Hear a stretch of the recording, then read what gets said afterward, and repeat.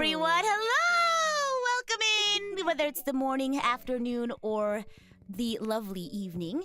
Wherever you are in the world, this is Rita Kamishiro, and you are now listening to the comfiest corner of the internet, RKNGL Radio, where you can kick back, relax, and enjoy the company of me, all of the amazing archangels we have here today, and our lovely, wonderful guest, the one and only Miss Emma! Woohoo! Hi, it is I, Oumiya, Emma, your final dungeon boss from PRISM Project Generation 7. As you can see, I'm wearing such a really say-so dress for It's my beautiful. say-so waifu, say-so senpai. Yes, so and sweet. I'm definitely really comfy right now. Good. To be with my say-so senpai. Comfy and cozy, I sure hope so. Yeah. But if you don't know who the lovely Emma Oumiya is, on her channel you'll find all sorts of fun chatting streams, riveting ASMR, I'm sure, and as expected of a pro gamer, a variety of gaming streams as well. But I kind of told her this earlier, but she has a very fun and energizing, yet very inviting and mature allure about her, so you'll find yourself reeled in by all things Emma. And something really cool happened recently. I think Gen 7 released their original song, I think about a month ago, Evermore Blue.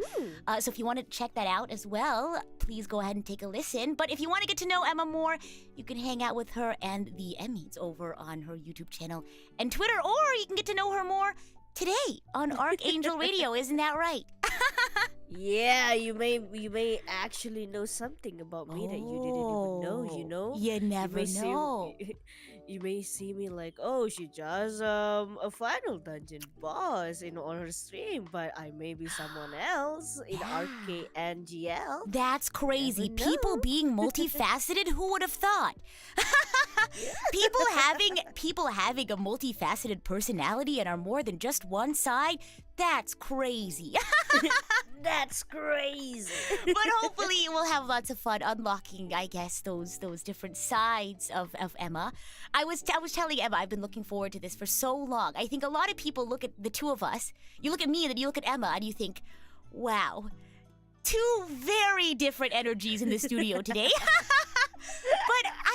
But we just get along so well, I feel. And we haven't done many collab streams before, but I think in the few times we've already gotten to collab, I feel like, I don't know, I feel like we get along really well. And I'm excited to get to know more about you, and I think we already have a lot of fun topics that we wanted to talk about today. Maybe even some deep topics. So sit back, listen in, and if you have any questions as well. It's going to be a great conversation. I was so happy when I got invited by Rita Senpai to her channel. I'm like, Oh my goodness. Rita Senpai. The pleasure is all mine, truly. But before we jump into the meat and potatoes, for anyone who's just now jumping in, if you had to describe Emma in a nutshell, how would you do that? What's your charm point? What is Emma in one phrase or something? Me describing myself? I could do more of describing you as well. I am fearless. I love that. Fearless in any sort of way, in all kinds of ways, I'm sure. and I am intelligent. I can do math. Oh yeah, I can math. count from 1 to 10. Do you want to hear? Oh please, by all means, go right ahead. 1, 2, Uh-huh. 3, No 4, 5, 6, 8, 9, 10. See? I can count from 1 to 10. That was beautiful, Emma. Wasn't that amazing, you guys? Perfect. No mistakes. Amazing. I can't... mistakes. Wow. Oh my gosh. But like I said, I'm so excited to get more of your wisdom as you've showcased just now today. Oh my goodness. But I think today our topics include gaming, of course, as a pro great gamer. I'm sure you have lots to say about that. And then I think we also wanted to talk about, I guess memories and growing up and culture, I guess. And I'm really excited to dive into that one specifically. But before we jump into our topics, do you want to do any quick announcements or exciting things that are going to be happening on your channel? I love Rita! I love Emma. I'm so excited. I guess then we should That's just all my jump right in. And we're going to go ahead and stay in this room just to keep things nice and cozy. This is a special late night episode of Archangel Radio. So we're going to keep things nice and cozy. I think, Emma, you're also waking up a little bit, right? But hopefully you got some energy in our nice little warm-up conversation. We did. Oh my I got a kiss goodness. from Rita for Yeah, her mwah. to woke me up. Oh, okay. I'm super woke. Very woke. Extremely woke. Cannot sleep anymore. What is sleep? I don't care about sleep. I am here. I am woke. I have awakened. Before by my Archangel Radio, beautiful I sleep. senpai. Kisses from Rita, I wake. Oh my gosh. But I guess we'll start off with gaming, right? As a pro gamer. What does pro gamer even mean? What does that entail? To you. What does that entail? For me, Deska. Yes. For me, I see someone as a pro gamer that has like experience in gaming for a very long time. As for example, I can give Valorant. As for example, Valorant. A pro gamer of Valorant is, you can see, based on the rank. I'm not sure. Oh. I haven't go to rank yet because I'm a scaredy cat. So I'm not sure what's the highest rank. So you could see based by their rank and how much skillful they are whenever they aiming Okay. for the shooting and also for the head. Oh. That's for like FPS style of game. Sure. But when it comes to like RPG, this pro gamer, I see them as someone who always play hard mode. Oh. Can't Like be me. I don't want to. Yeah, they don't like enjoying the story. They would like to enjoy the torture, enjoying the pain.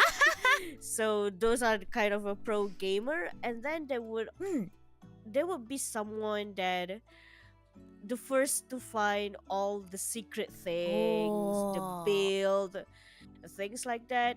For Genshin Impact, pro gamer is a whaler. Oh, maybe I'm not a pro gamer. I don't know. It's just so funny to think that most of the kind of pro game of Genshin, they will whale because they will get C6 of the characters, so they can build really, really, really OP of the character that they wanted to build. You know. What are your thoughts on Genshin players or fans who know a lot about like the story and the history? What do you think about that? I think they don't have life. Oh. Interesting that you say that. I'm just kidding. It's No, you're right. I don't. I really don't. It's fascinating. You're so close to the truth. You're right there. You're right on the money. That is I'm exactly not correct. I'm not wrong. I don't have lives as well. So, are you wasting my time by knowing about all the Genshin lore? Are you wasting your time if you're having fun and you're enjoying yourself? It's a personal fulfillment. Right? That's true. You feel enriched. I don't think it's a waste of time if you're having fun. Yeah, if you do that, it means that you know how to manage your time. Oh, and then you can learn more, like you have things on IRL, and at the same time you want to know about Genshin, right? But even though how busy you are, you still know about Genshin. You still know all the information, all the lore, all the story, all the build. That means you are a person who knows how to handle your time management. Oh, there you go. Right. Thank you. That's actually, yes. I would like to think that I'm pretty good at time management. Oh my goodness. There you go. So for you, being a pro gamer is not just like technical skill, but also like know-how and wisdom about the game itself. Wow. Because I think a lot of people are like, oh, I'm not a pro gamer because I don't like stream all that often, or I don't make a lot of money off of it. But I think a lot of it has to do with, I think professional means like technical skill or knowledge about the game itself. I don't think you need to be famous or anything, right? Yeah. I don't think if you want to be a pro gamer, you have to stream. You know, there are like some of the esports player who doesn't even stream, but they manage to be on the stage, right? playing and having a tournament. You don't even have to. But as a pro gamer yourself, what kind of games catch your eye? Right? Because there's a bunch of games I'm sure you could choose to be good at. Because I'm sure you'd be good at any of them, right? You're very talented, very skilled. But what games specifically do catch your eye? I guess. Oh no, this is really hard. I know it's like picking a favorite amongst children. You can't do that, right? I'm getting really old, so I don't think I'm a pro gamer like how I used to Have be. you seen the video of that like gamer grandma? Oh no, is it in Japan? That No, one? I don't think so. But like Oh? people expect her to like, oh, she probably plays like Animal Crossing all day. No, she plays like Skyrim or like FPS games. Like she goes really hard when it comes to games. Yeah. I want to be that grandma. I know. I look forward to that. Many years down the line, maybe I can be gamer grandma. Oh goodness. So what game am I actually pro at? Or maybe not even pro at, but something that is the genre that really appeals to you the most. Okay. If that's so, currently I'm kind of into FPS at the moment. I'm always like, oh, this month I have like a FPS fever, and then next month I have like a gacha fever. You know, it's just like I'm always okay with a lot kind of genre of. Oh, for games. sure. But usually I am not okay with horror game. That's all. Oh, okay. What would- do you not like about them? I just don't like the jump scare. That's all. I Sure. never like the jump scare. I never play horror game until I stream. I would never care about horror game.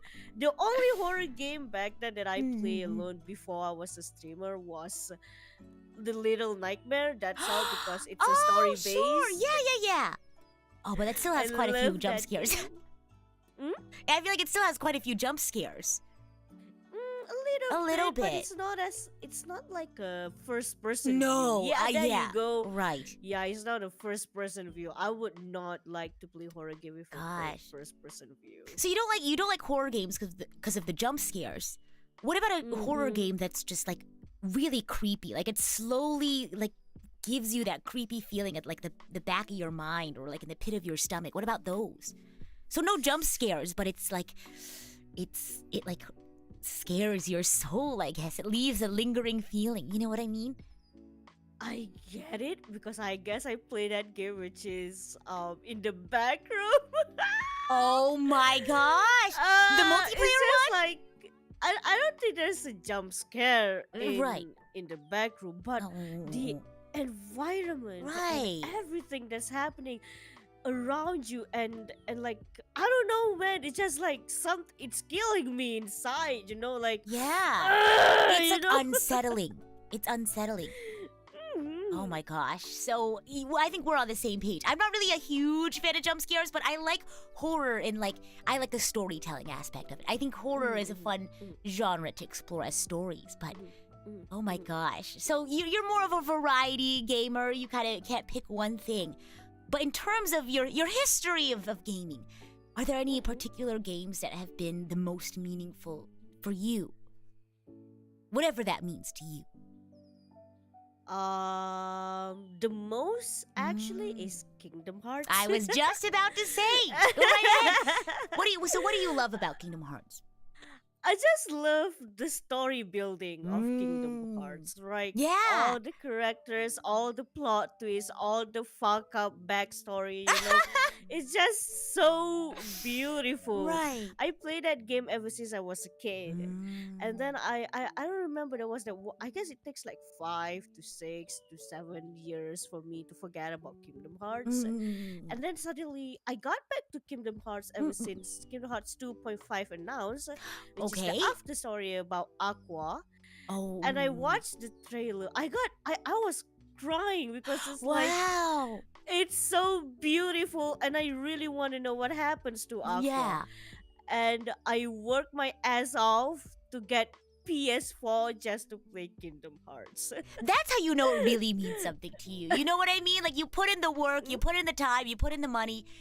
Wow. And it's really interesting seeing like the reason why I like asking people what games I guess were the most memorable for them, because for a lot of people it usually comes with like a story or like a reason why, like how it influences them in like their day-to-day life. Do you feel like being a fan of Kingdom Hearts has influenced the way you view the world or view other people or how you carry yourself on a day-to-day basis? Do you feel that at all? It's hard to say, like, does it affect the way I view to people? Not really, but it affects me as a fan because I'm like, oh, I like being fanatic over something. Right. It's just fun. You're so real Yeah. for that. Yes. Oh my gosh. I like being a fanatic something Yeah. over one thing, because when you found something that you really fans Right. of, and then you found someone that has the same interest with you, you can actually talk with them. Yeah, you can like, connect. oh, and you talk about theory or things like that. I have Oh, a yeah. friend that she doesn't even know about Kingdom Hearts, but she knows how big fan I am with Kingdom Hearts. And then she just straight up asked me like, "Oh, what is Kingdom Hearts? Can you just explain to me?" And I was like, How do I even do that? That's a whole lecture. you know? Yeah. Oh Yeah. my gosh. Back Wow. then I was before Kingdom Hearts I was I'm not sure if you know this game, but this game is pretty old. I Hmm. guess it's still alive until now, but I don't think a lot of people play this game. I was a big fan of Mystic Messenger. Stop, because somebody else. Oh my gosh. Why weren't you here for the? Oh my goodness. I personally have never played Mystic Messenger. Because I don't know. I the only Otome game that I've ever played before is Tears of Themis. But I think it was Heidi who came on Archangel Radio and told me everything I need to know about Mystic Messenger. And I've heard people, we talked about this on that episode, about how like people would wake up at 2 a.m. because they're getting calls. Yeah. They're getting calls from the characters in the game. me. And like if you don't pick up their call, your like apartment will blow up or something. I don't know. Yeah, kind of something like that. I remember I was in the school. I Oh was my in high school gosh. at that time. Imagine before I go to school, I have to pick up the phone call. It's like That's your boyfriend crazy. wishing you a good day for you to go to school. And every day I go to school, I feel so happy. Like, oh my gosh, they didn't know that I have a boyfriend, but I can't tell them that my boyfriend is an anime. But the thing is, it's just fun doing that sometimes. Like putting in energy and being silly and like putting in the energy to just, I don't know, like I get what you mean though. Like to be a fanatic of something. It's just fun being able to put energy into something like that and connect with other people like that. Because yes, it's kind of ridiculous waking up at 2 a.m., but it's something you can like laugh about with friends or like look back on and think, wow, that was really thrilling or really exciting. Like I've never had the experience of waking up at 2 a.m. in a rush, but now I have it. You know what I mean? I got that adrenaline. Wow, how exciting. Oh my I love goodness. that game a lot. My husband was 707. I even make a shrine of him. That's the one who wears the tiger glasses. Yeah. Right. He's a gamer. You see how I know these things? Because I know people who are fanatics of Mystic Messenger and I love hearing about, you know, things that they love. So tell me about, is it 007? 707? What was it? 707? 707. Oh my gosh. I said 007. So why is, I was about to say 007 again. Why is 707 your favorite? It's hard to say, maybe because back then I was a sucker of a red hair boy. That's one. Kind of. And then I love how do you say this? Okay, I was a high schooler, you know. I was from a girls' school, you know. Okay. I don't know how guys act like. So the way 707 back then, the way he messaged me with all the emojis, and he kind of like really sweet. He's such a sunshine boy. Sure, things yeah. like that. Very sweet, kind, gentle. And then he's like, whenever he texts you. Okay. I I don't always like feel where's happy. this going? Okay, so whenever he texts you, go on. I always feel happy whenever they message me out of nowhere, you know, Sure. things like that. Uh-huh. And to know that how his backstory goes makes me more like, Oh, what he has a sad back back. him! I thought you were gonna say like he's really really nice, but sometimes he's really mean. I was like nervous. goodness. So he's a sad No. backstory? He wasn't Oh, as scary goodness. as that guy named. What guy? I forgot his name. He has like a blonde hair. Oh, I don't He know. was, Let me he search up was the pictures. Pretty crazy. I've heard some crazy stuff about Mystic Messenger. I've heard about It's- people's apartments getting blown up in Mystic Messenger. Yep. Oh my gosh. Yep. Wait, the And I blonde guy. guess What's his? Wait, he looks really nice. He looks really sweet. What's his dealio? I guess it's like a yandere. I don't like Oh, him that's because frightening. he's always like kind of misconfuse you or like Oh keep God. comparing you Oh, with I don't like one that. of the dead girl. What? Yeah. Huh? Because like I really Oh, forgot how the God. story goes, but in that company they have like a CEO or something A like CEO. that. It Wait, was they're a company? blonde-haired girl. I'm not. I guess so. They were like a group. Okay. I'm actually really forgot about Sure. that. No, you're fine. But but it was like a blonde hair girl, and that blonde hair guy really loved that Oh, blonde hair girl, and wow. then she Uh-huh. died or she missing. Oh wow. And then Okay. ever since we appear, he kind of always comparing like, oh, this is what that girl always does, things like that. Oh wow. It's really like, Oh my shit, can you gosh. stop comparing? Right, like Uh, stop guilt tripping red me. flag, Yeah, red red flag. flag. Oh my gosh. Who do you But think? if you Oh, go ahead. Go ahead. Hmm?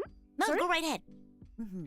Oh, but if you get a good ending of him, then Mhm. I guess he will stop comparing you with that girl and he will see you for who you are. Well, that's good. I would hope so. I would hope that's the good ending. My goodness. Gosh. And I'm curious now, though. So, first of all, how many, I guess, routes are there? How many characters are there? I guess there's five, Five. including one woman. Okay. The first one that you're going to play is the blonde hair guy, and then the Mhm. second one is I remember his name. I guess his name is Zan. It looks his like name Zen is is the white-haired character. Yeah, the white hair I character. see. I like him. He's really hot, but he's so narcissist. Oh, He's yikes. extremely narcissist. Yikes. I got like the bad ending of Zen back then because I was like Oh. he's an idol, things like that. And then he Oh. broke his leg. He broke his leg? Yeah, he broke his leg on the training, I guess. Break a I'm not leg, I sure. guess. Oh my gosh. Yeah. And then he started to get really depressed, like, oh, Oh, my god, I no, can't poor do guy. anything and things Uh-huh. like that and that. And we are I don't know, I was like so Mm-mm-mm. stupid. I being that kind of girl who was like, you don't even need anyone, you just need me and things like that. And I will Whoa. always be here for you. Right. And if we keep doing that to him, he's going He becomes to like start dependent. to get yeah, he's going to Ah, get dependent and sure. he's gonna start to be yandere. And Oh, he that's won't frightening. let you to be outside, and I guess he keeps you in Everyone's his reaction in house. chat right now is how I feel. Wow. And he wants to keep you for himself? Red flag. Yeah. Oh my I guess gosh. I got the bad ending from Oh that. no. That's the second one. And the third one, I remember his name because I have a friend who was a big fan of him. Uh-huh. His name is Jumin. He looks like Artem Wing from Tears Yeah, of Themis. yeah. Is A he lot of similar? people say that. Is he similar? Because in Tears of Themis, my favorite is Artem. I don't think Artem is that rich, isn't it? Or is he? I Like, mean, he's a super lawyer, rich? so I would assume he has a lawyer's salary, which from my understanding, lawyers make a decent amount of money, comfortable amount of money. That's true. But Jumin case is just like so freaking rich. Like he's Is that it? extremely super rich. Is that all there is to Jumin Han? Is she? I guess he's like a childhood friend to that blonde hair girl. I'm not sure. They all have like a relationship. Like a with the relationship to blonde hair sure. girl. Mhm. Wait, so it's like so it's not like a choose your route. Like once you like lock in on one character, like you continue, or is it like you're constantly like not reacting to interacting with everyone? Like how does that work? You know what I mean? Because in Tears of Themis, it's like they have chapter 2, 3, 4, and each Mhm. chapter they focus on like your relationship with that person, and you don't really like whatchamacallit, lock in until the side like the side stories, and then it's like, oh, you're like in an actual like relationship with that character in the side stories. How is it like in Mystic Messenger? I'm not sure how the mechanic goes Oh, now, oh, oh, oh. but back when I played it, you have to play, you have to lock it. I see. But Okay, okay. the first one that you cannot choose at all is you have to Oh. play the blonde hair girl. Oh, you have to. Sorry, the The blonde blonde hair guy. Sure, sure. And then you have to play. I guess you have to pick between Zen and also there's actually one more girl Okay. that you can play. So there's That two girl girls. is- yeah, there's two girls Okay. including us. So I that see. girl, a lot of people say like, oh, you can actually be gay in this road. That's Mm-mm-mm. one. And some people was like, oh, this is just like a friendship road because Oh, that that's too girl bad. is a secretary to that guy Jumin. To Oh. that Jumin guy. Oh, So, wow. And Okay. she's a big fan of Zan, that white hair guy. Oh, I see. Wow. So yeah, you get to know about her, and then once you're done with Zen and that girl's Mm-mm-mm. story, then you can jump to the next one, which is you can pick between I 707 or Jumin. Why is his name 707? I feel like I've never bothered to ask. Oh shit! He was my husband. No, And there you was don't a know? reason. Oh There my was gosh. there was a reason. Okay. He has a real name. I Okay. extremely forgot about that. Seven. Is it like Because, Steven or something? 707. Huh? Is it like Steven or something? Like, does it sound like 707, his real name? No, I don't think so. I really forgot. Oh god. Wait, I'm it's searching been it a up right now. while. It says real name and he has a baptismal name. Interesting. He did explain why his name changed to 707, but I Oh my extremely gosh. Can forgot I about kind that. of curious. Oh my gosh. Is he like They a all have a programmer? really It nice seems like story. that would be why. 404 error not found. Okay, last question about Mystic Messenger. I don't want to, keep us on this Mhm. Mystic Messenger train of thought for too long. What do you think would be my favorite character? Given that in like Tears of Themis, Artem was my favorite character. I also like Shao in Genshin Impact. Who do you think would be my favorite character? Mm. Because I've never asked anybody this. Because I know a lot of people who like Mystic Messenger, but I've never bothered to ask. Okay, there's actually one more guy. Oh, His name is V. V. Okay, I'm listening. I guess you might into him. Why? Why? What do you think? I'm curious. It's so weird for me to say this. Oh my gosh, I'm scared. I'm scared. Oh my gosh, let me buckle up. Let me. Oh my gosh. I see you someone sorry. that always help people's in need. Oh, So, yeah, I would because like to think he's so. Because he's blind. Oh, So I I can see you that kind of good at always be there for him, helping him with all Oh. his issues, things like that.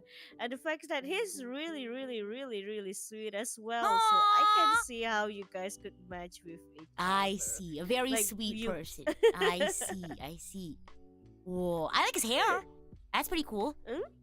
I like his Yeah, hair. I like his hair color. Stop! He has the same birthday as Luto. I Wait, see. that's so cool. I can see now. Oh my gosh! Wait, hold on. So, like, what does he do? What like? Does he go to school? Does he go to work? What does he do? He's like the boss to the group, and Ah. he had a relationship with the blonde hair girl. Oh. Yeah. I see. Oh my gosh. Is the girl's name, I'm guessing, is it Rika? yeah. There you go. That's I'm doing wow. I'm so good at going through this Wikipedia page. Wow. Because you just have to change K to T, and then you get to be Rita, to oh my be- gosh. You get to be V's girlfriend. Oh, but the real question though is, what is V's MBTI? MVTI. He's an ENFP. Oh no, just kidding. It came up with V BTS.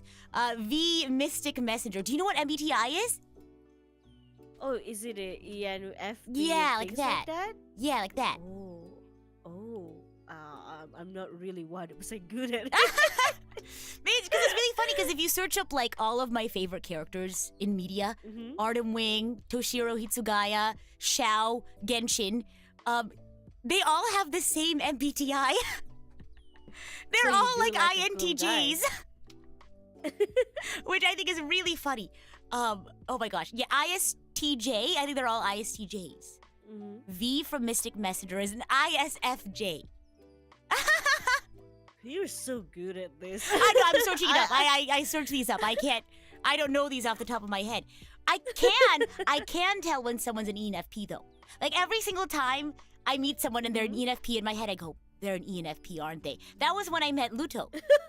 I was like, in the back of my head, I was like, she's an ENFP. I can tell. We get along really well. ENFP is like a person who always like really energetic. Was it? Yeah, like gets along with people, like, you know, energetic, good socializer, I guess. You know, when I first took that test, I was something in front of I.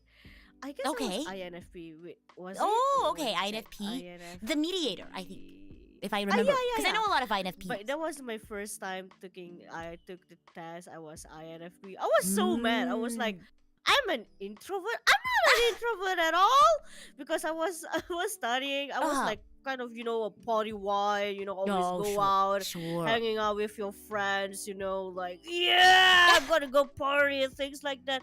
And I took a test. I'm like, I am INFP. I am introvert. Nah, fam. This test is rigged. Rigged. And no yeah. matter what, I always get the green one, you know, like the green. Oh, sure. characters. Yeah. So I'm like, Wow. I want the blue one, but I can never get the blue one. I guess I'm not that intelligent enough for that. You want the blue one? But then- I want the color.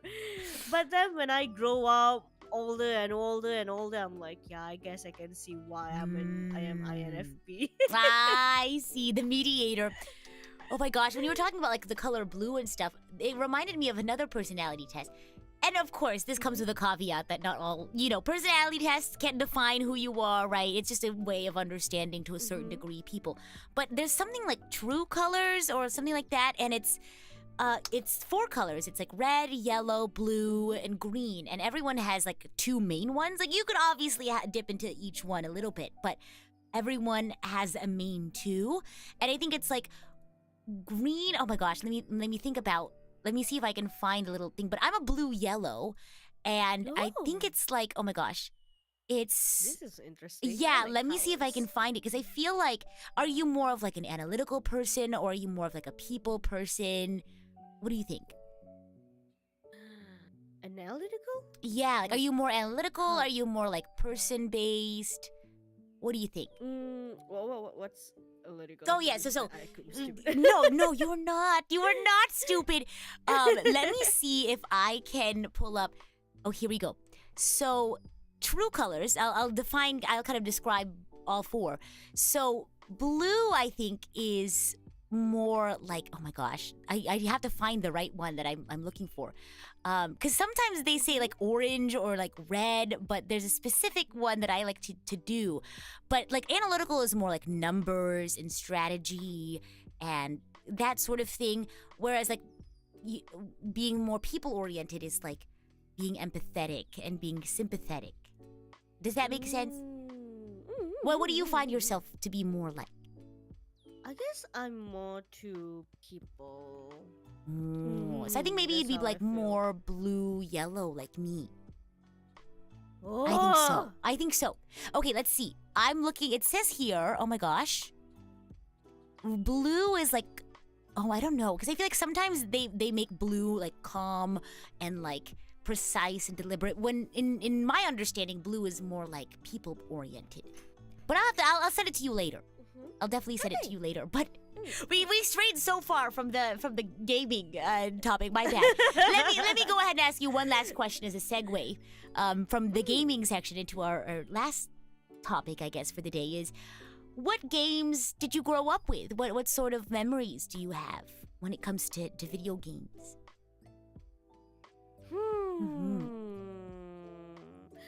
I grew up with a lot of PlayStation 2 games. Such as? Like a Kingdom Hearts, but if I want to push Kingdom Hearts away, I'm not. Wait, what was the oldest game that I ever played? I'm trying to think It's of my so first much. game. I don't think I can think about that. It was too much. I couldn't even think Get it? about it. I guess if I want to talk about my very first game, I remember I played Pokemon Black and White Ah, on Game Boy. oh my gosh. That old. Oh my goodness. No, no, that's not old. I wonder though, for as someone who's played video games so much for so long that you can't even like remember all the games that you've played. What sort of, I guess, how have video games affected you, like growing up? Like to you, was video gaming like more of an escape? Did it give you a lot of like, did it teach you like how to be creative? Did it teach you like discipline? I don't know. What is your story with games? It helps me especially with my English. Oh, really? I Okay, remember yeah. back when when I was a kid, I feel like wow, I'm that kind of girl who knows a lot about English, who understand English because you were a kid, and then you started to play games and all of the games are in English. Oh, One of other thing is the story building because I sure. remember I'm starting to get in love with script writing. Okay. And I was a stupid artist. No, no. So I love to make a manga. I make a comic by Wow. myself. I draw Wow. myself and things like that. And I love story creating and Right. things like that. There was that one game that affects me as in like music genre Okay, thanks yeah. to that game, and ever since that day I love this kind of music genre. Really? I'm not sure if you ever heard about this game. The game called Artonelico. No, I'm gonna search it up right now. What was it? Arto. AR Artonelico. and I space see. Tonelico. What? So what kind That of music game, is it?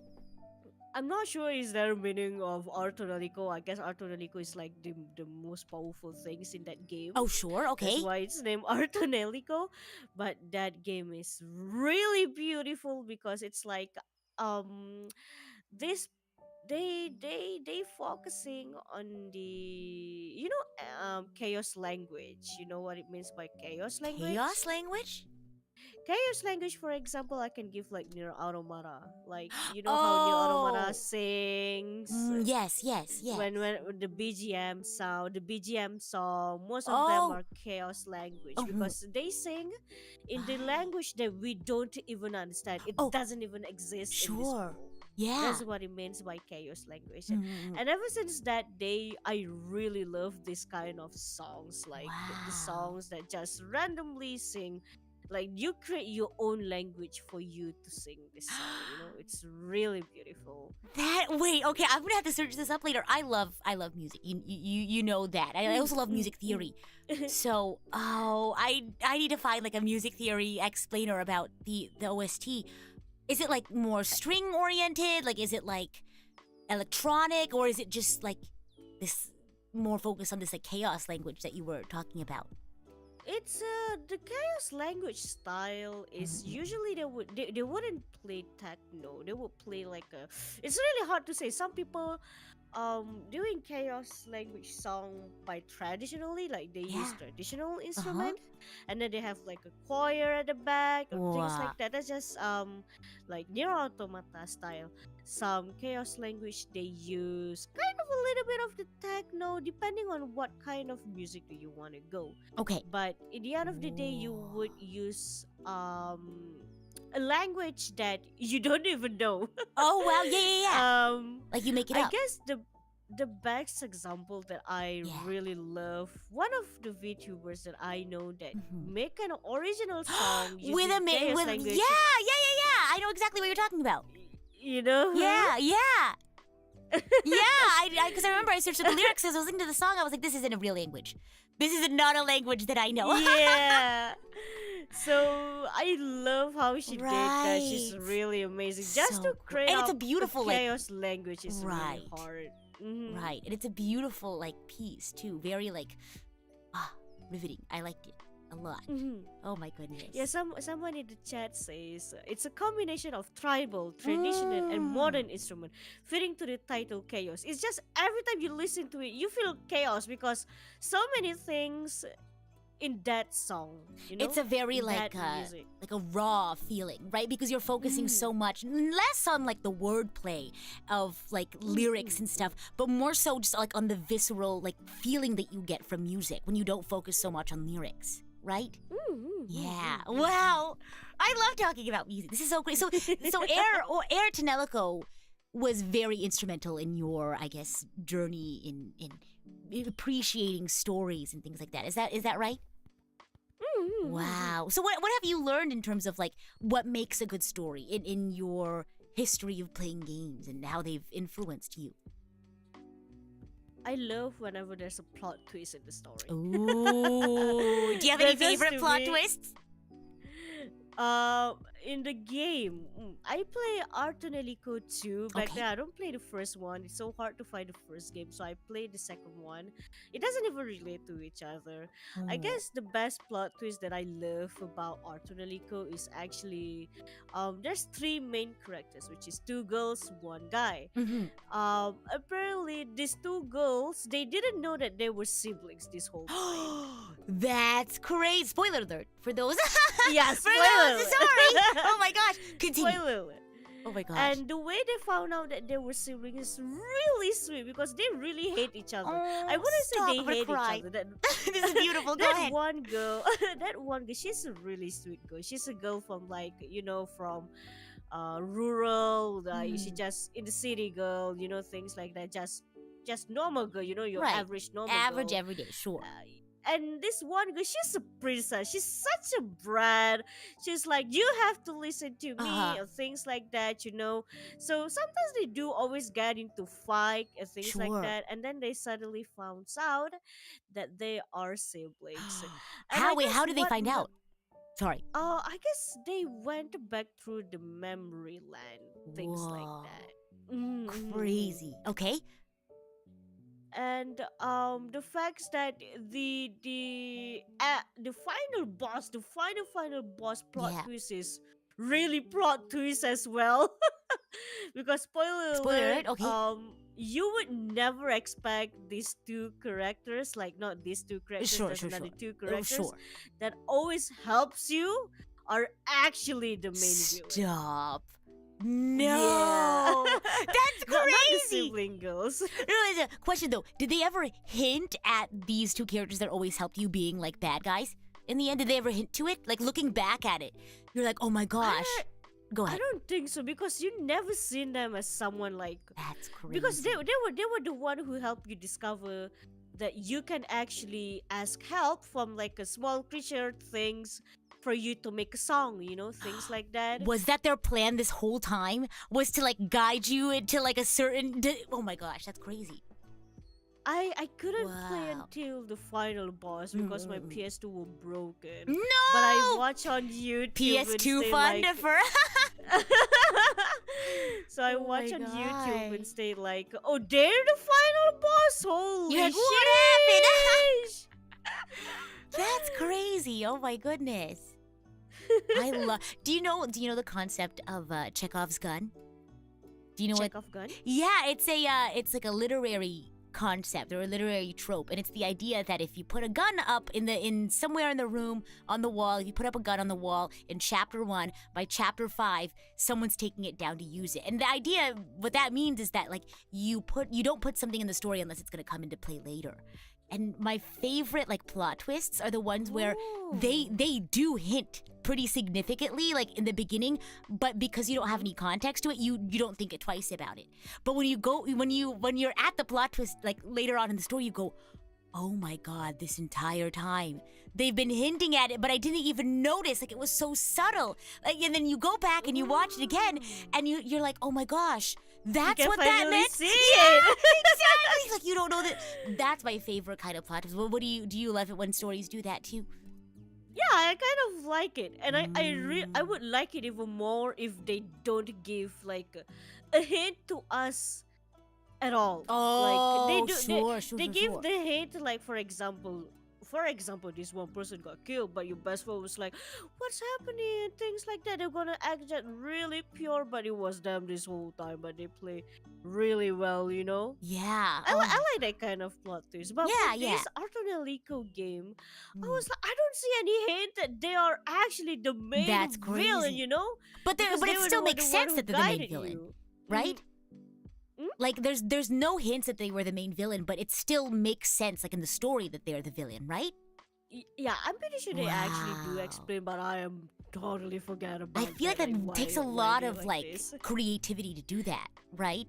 Mm-hmm. Oh my Because gosh. you need a really good story building for you Right. to do that. I You bet. can't just like hiding all the crimes that they made, but you have to build it up how Right. they can hide it, not just like, Right. oh no, I actually killed someone. What should I do? You know, I'm just gonna hide it. And I'm just gonna pretend to be pure. No, you can't do that. You have to build how. You know, Right, right, right. it's not Yeah. that easy. Because sometimes how people do it wrong is that, they have that plot twist with no hints, but the way that they like take out the information, it doesn't make sense. It's like, wait, like that came out of nowhere. That came out of nowhere, and it doesn't make sense. You know what I mean? I think a lot of people forget that they still need to have it make sense within the world. One of the things I have you watched WandaVision? No, I haven't. Ah! You ready to check it out then? Oh my gosh. No, go ahead and explain it though, if it's something you want to share. No, WandaVision is really good. I guess WandaVision have that thing as well. The point. What do you call that thing? Chekhov's gun? A check of guns. Mm. It's just like, oh my gosh, he was hurt The this whole whole time. Oh my god. Do you mind any spoilers about Tears of the Kingdom? Tears of the Kingdom. Legend of Zelda. Do you mind any spoilers about the game? Oh yeah. No, definitely. Okay. I don't play the game. I'm Okay, so sorry. here is spoiler alert for Tears of the Kingdom. For me, I don't think this was like a Chekhov's gun per se, but or maybe it's kind of just like a nod back. But at the very beginning of the game, when you like kind of unlock the like your goal of you have to find Zelda, something happened to her. She like disappeared, and you have to figure out where she went. What happens is, like at the opening, whenever like you kind of unlock the ability to dive down from a sky island, because they have like a sky kingdom area, then there's like an upper area, and then there's also the lower area, right? So you can like traverse between the two.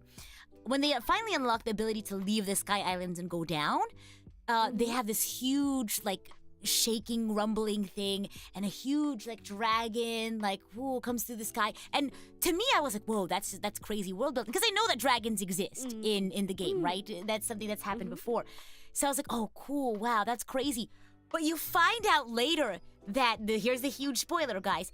That Zelda had the reason why she went missing is because she traveled back in time, and in order to get back to Link, she turned herself into a dragon. And she existed for centuries and thousands of years to finally make it back to the present time to be to get to Link. And that dragon that you saw at the very beginning was her, which is crazy. Wait. Are you talking about like the latest Zelda? Yeah. Tears of the Kingdom. What? Yeah. Wait. This makes me really curious. What happened to the Link? Sure. So there's in Breath of the Wild, you like seal Ganon, I guess, but in the beginning of Tears of the Kingdom, they kind of go down underneath the castle to investigate the ruins there, because Ganon is like sealed there, and unfortunately, of course, Ganon frees himself from the seal, and they need to they're trying to like, I guess, manage that, like, right, take care of it, like get rid of him for good. When he becomes unsealed, it looks like there was like a sword that was like in his like chest, I guess. And how does it even happen? Basically, they confront Ganon, and during that confrontation, Zelda disappears. And to where, they don't know. And you find out later that Zelda disappeared into the past, into the very distant past. And she's like, I need to get this sword to Link, but it's broken, and I'm in a different time period. And how she gets it back to him is she turns into a dragon, losing like her humanity and stuff. And in order to heal the sword with her powers, and also be able to survive the many thousands of years. to get Mm-hmm. it back to Link. Yeah. Isn't that So crazy? does Zelda actually appear in a game? Yes, she does. Hmm. In Oh, so the event. Okay, so the adventure is technically the setting as everything is Link Yes. stuck in the past. No, Link is in the present. Zelda got stuck in the past. Oh, Zelda got Hmm. stuck in the past. Yes. I know, it's kind of And the confusing, isn't dragon- it? Because in the Oh. beginning, yeah, sorry, let me explain this. In the present, Zelda's, in the beginning, she's there, like in the present, and she's like all fine and hunky dory. They confront Ganon, and in that confrontation, she gets sent to the past. It's a lot to explain, but yeah, she ends up in the past. She ends up in the past and she's a Mhm. dragon. So she became a dragon in order to be able to live thousands of years to get back to the future. Because she needed to, when she traveled back to the past, she also ended up with like, the Master Sword, and it was broken, and she needs to get it back to Link in one piece, or it needs to heal. She needs to heal the sword and bring it back to Link. Isn't that crazy? Damn. Yeah. Man, I I really want to play Zelda. Play it. So I badly. cried so much, and sorry now you have the spoiler, but I think you'd still really find it emotional. Do you consider yourself like a crybaby at all? Yeah, I consider myself a You will crybaby. cry? I cry so hard. Same. You will cry. Hands down. You I will will- cry playing Tears of the Kingdom. Damn. I'm what do you call that? I forgot how do you say that. But technically it's a crybaby. Sometimes I get too emotional when watching a movie or Me too. anime Oh, or absolutely. anything. Even if it's not a sad scene, I would cry as well because this is really beautiful, you know, things Exactly. like that. It's And yes. this is really impactful. This Yes. is very real, you know. Do you? Yes, absolutely. Do you have any moments just off the top of your head that you want to share that maybe weren't sad, but like were so emotionally impactful for you that you felt like crying? Gosh, I really forgot because there was so many movies does that to me. I feel like So we're very many similar in that movies, so way. many animes. Right. So it's really hard. I remember I even Hmm. watched with my friends and I was crying. And my friend was like, "What the fuck are you crying? It's not even sad." And I was like, it's there's a lot of beautiful. meaning to it, you know? Like music, like listen to very impactful music that will make me cry, like in a movie or Aw. yeah. Oh my gosh. You're such a crybaby. We are crybabies together. I'm glad we can share in that. That we're very emotional people. Yeah, I guess like one of the example maybe Clannad. Oh my gosh. I guess it's just stop.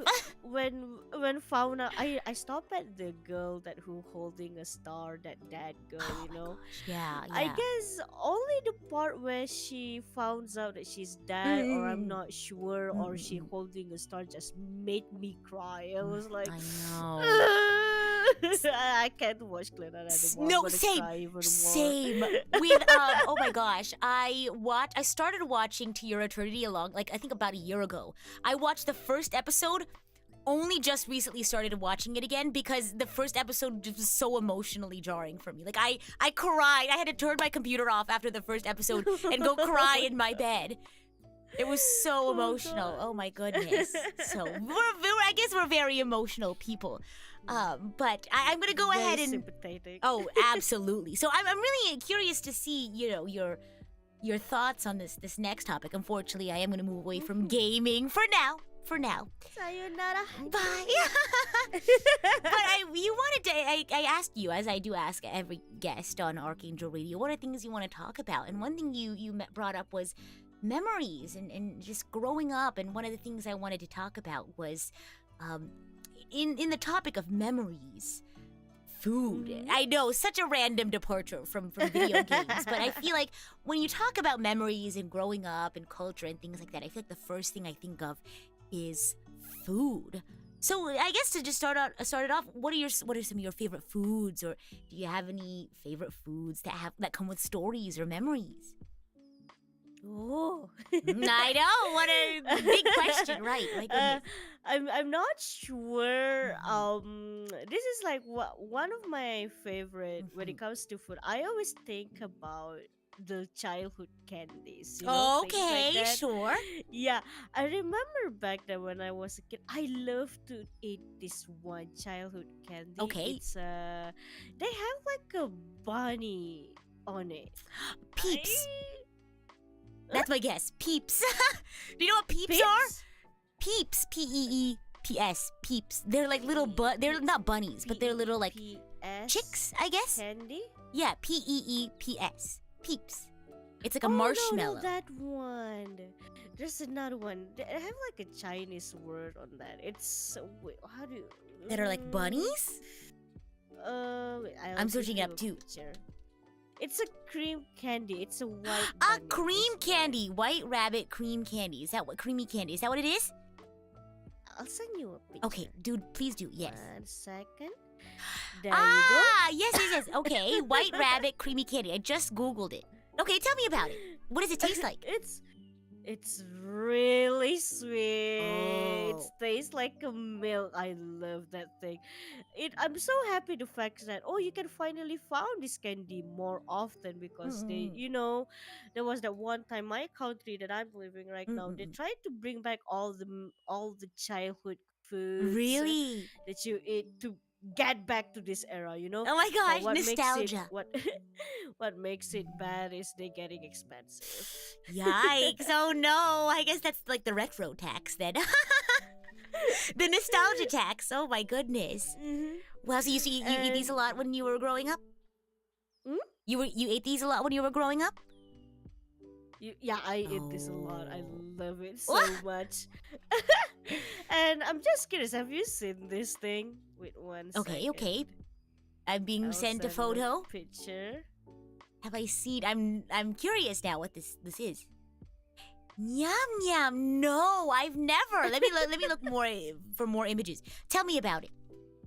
This thing is really fun to eat because you can see there's two sections, which is a choco and the Oh. Rice Krispie. And the way you eat it, Okay. they're gonna give you a stick. And then you have to dip the stick Uh-huh. inside the chocolate.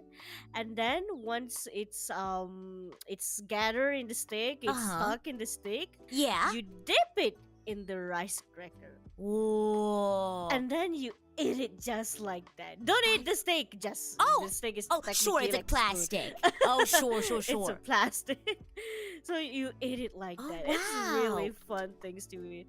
So whenever I found this thing again, I Mhm. would immediately buy it and I would go back to the memory lane. I'm like, It reminds me of you probably had this. Yan yan? yum yum. Yan yan. Oh, so it's different. It's separate from nyam nyam. Oh, But Oh, nyan nyan? when you were describing nyam nyam, the one that you said, it reminded me of another one called yan yan. Let me say, I think it might be from the same, because the even the font's the same. Yan Hold on. yan? Let me send it to you. Yan yan. This is something Oh I grew up with. yeah, I have this thing too. Yeah, because when you were talking about nyam nyam, I was like, is it like nyan nyan? Oh my It gosh. might be the same company. Maybe. Look at that. Look at the Y. The Y looks It's the same. That's what I was thinking, but it looks like the yan yan is by Meiji, and then nyam nyam is by Arnott. Oh. Arnott? Are not?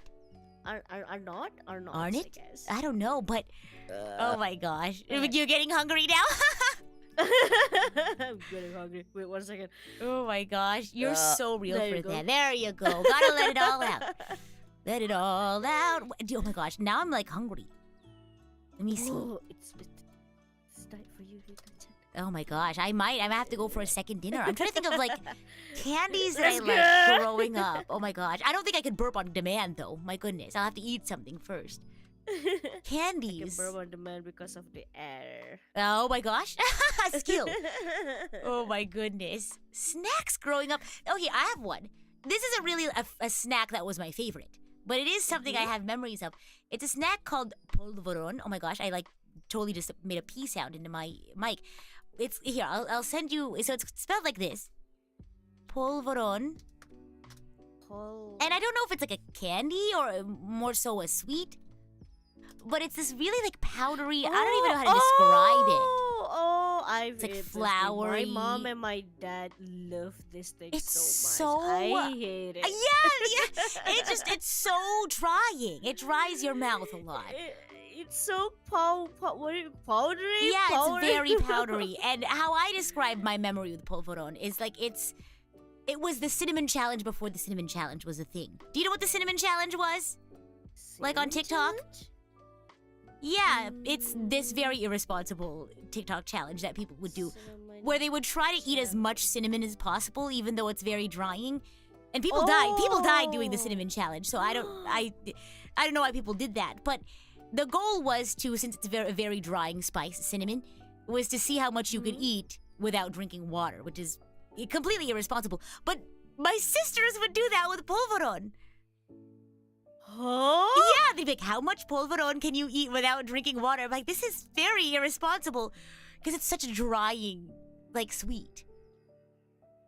Yeah. Wow. I don't know why they would do that. They'd but like I challenge guess- each other, but that's one of my memories. Maybe it's at least safer than cinnamon. Oh, I'm sure it is. It definitely is, for sure. Oh my Gosh. but my mom and my dad love this. I don't like powdery things. I don't you know? either. It's just like making your mouth really dry, and whenever you eat it, you just need drinks. You know? Yeah. Oh my gosh. Oh my goodness. Any other food memories, or maybe just a core memory you had growing up? Like a core memory. What is something that will always stick in your head? I know, very broad question. Maybe like a defining moment that kind of defined who you are as a person. Go ahead. I know it maybe like a go ahead. I remember only when I was a kid, I loved to play Police and Thief. Have you heard that? What game? is it? Police and Thief. Polycentive? What is that? Can you spell it for me? Police. Oh, Police. Police, okay. And thief. Okay, police and thieves. Okay. Yeah, so technically you play that game. You either become a police or you either become a thief. And then Okay.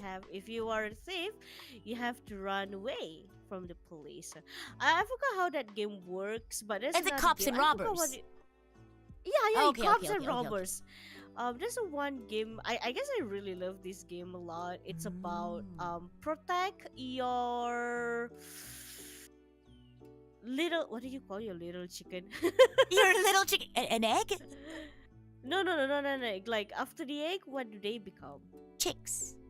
Yeah, there you go, Yeah, chicks. chicks. It You took me a gotta second there. protect your chicks. Uh-huh. I really love that game a lot. It's about a mother that protect the chicks from the wolf. Okay. Like that. So technically, one person had to be a wolf and one person had to be the chicken. And if you play with, imagine if you play with 9 or 10 people. Oh my gosh. So other Uh-huh. 9 or other 8 have to be the chicks, and you have to hold your mother's back. Uh-huh. Or your mother's shirt. So it's going to make like a chain. A chain, sure. Yeah, they're gonna make like a chain, and then the mother have to protect the chicks, and the chicks have to hold the shirt. on. Oh my gosh. Hold okay. on the shirt. Yeah. So if the chain is really long, then it's easy for them to catch you. It's That easy is for the so wolf to catch you. funny. Oh my gosh. So the wolf have to pull the chicks from the chain, uh-huh. and that's how the wolf eat the chicks. Oh, It's and a that's how they really win. fun game. Oh my gosh. Did you just play it a lot growing up, and that's why it's kind of like a core memory for you? Yeah, it's a cool memory. I like Ah. that game. And there's another one which is a freeze game Okay. where you can freeze people and only one person. I'm not sure if it one person or and unfreeze people can unfreeze someone. Oh, okay. Oh, sure. Yeah. Okay, yeah. And we have one more game. This one is really traditional. Okay, sure, And go a lot ahead. of people really impressed the fact that I can play this game even though I'm not purely Mhm. raised in the Sure, in the culture, in sure. in the culture, but I was Right. growing up there, and what do you call it? Growing up and I forgot what the word, whatever. Sure, So you're fine. we have this one game, we call it Batu Seremban. Okay, I'm gonna search it up. So tell us about it. I just, this is such an interesting topic. I love hearing about how you like talk about it. One more time for me. Batu, B-A-T-U, Mm-hmm. Space, Mhm. Seremban, S-E-R-E-M-B-A-N. Okay, Batu Seremban. Oh, you're so cute when you say it. Oh my gosh! Did I say it right? Yeah, you say it right. Okay, awesome. Okay, so tell us about it. This game is, I guess, I'm not sure what is this game focusing about. Mhm. It's focusing on your, maybe something about your multitasking or your aiming or things like that. Okay. So this game, Wow. you have to throw the, okay, batu in English is technically rocks. So you have to throw the rocks. Oh. Okay, so technically they have one level. At least they have it up until 10 level. Uh-huh. The more the level is, the harder it gets. Oh I guess gosh. some people create up to 15 level. I don't know, Oh, but that whoa. one is just so fucking crazy. Wow. So that game is where you have to throw. Okay, for the first Okay. level, Yeah, yeah. you're going to have 5 rocks with you. You know, 5 rocks, you're okay. gonna have 5 rocks with you, and you're going to start with level 1. Oh gosh. So level 1 is where you have to throw 1 rock, Okay. and while you are throwing 1 rock on Mhm. the air, you Mhm. have to take 1 rock at the bottom and Okay. catch the rock in the air at the same time. Oh, so it's like jacks. Oh wow, but with Jacks? rocks. Oh my gosh. What is it? Jacks? Jacks, I think. I like I don't think I can't recall the last time I've ever played Jacks before. But it's like hold on, Jacks game, because I remember it's a ball and these like pointy little thingamabobs, and you like throw the Oh. ball and like you like pick as many jacks up as you can. It's a little different because you don't have to catch like the rock while you catch the other one. But it's like you throw a ball in the air and before it lands you have to grab as many jacks as possible, I think. But go ahead, keep going. What's the next level?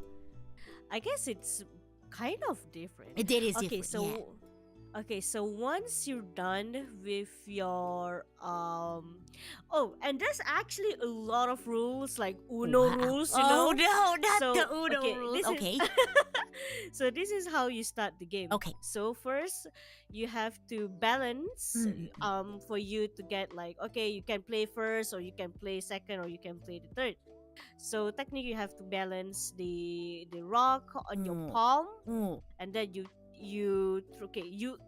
this is really hard to Oh explain. gosh, yeah. I gotta uh-huh. explain one by one, but I love to explaining this. Okay, Right. this is how you start off Okay. the game. So in order for you to get, okay, who's gonna play first? So you Mm-mm. have to do it by balancing and catching What? all the rocks by using your hands. So What? technically, okay, you have to put all the 5 rocks Okay. on your palm, and then you What? throw it in the air, Uh-huh. and then you have to switch your arms What? into the backhand. What? Make sure it's balanced. If one of them fall, then you lose your place. Like Oh you my can't God. get the first. You can't play first. No. Maybe you can. Yeah, technically. So okay, if everything is balanced at the back Uh-huh. of your hands, Uh-huh. you have to throw it again, Oh my and you have to catch all the 5 Again. rocks at the Oh same my time. gosh. That's crazy. Sounds hard, isn't it? No, this is what I love that you're sharing this story though. And I love the passion that you have for explaining this, because it really reflects on who you are now today as like a gamer. Like this is how you started. This was your origin story. Yeah, that's the traditional game. So Oh my once you got all 5, it means that you're the first person who can move first. Okay, so you will start with the first level. So first thing you have to do, you have to throw all the rocks.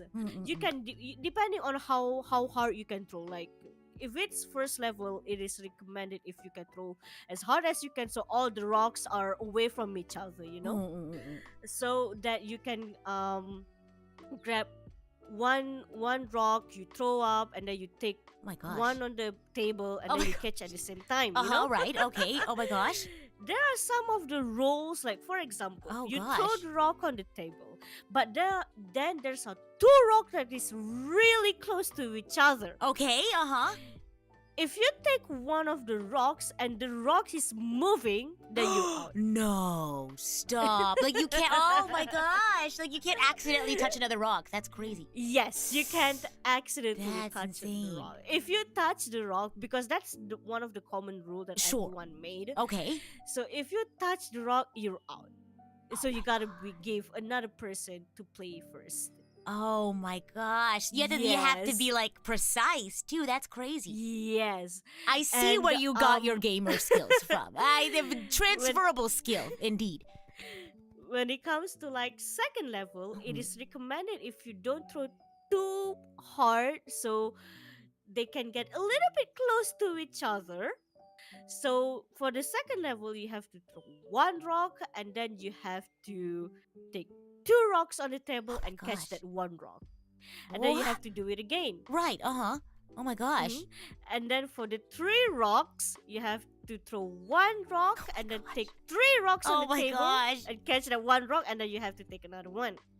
For the fourth level, you have to take four rocks on the table and then Uh-huh. catch the one that you throw. And you said people go up So- to 15 levels? Yes. Oh my.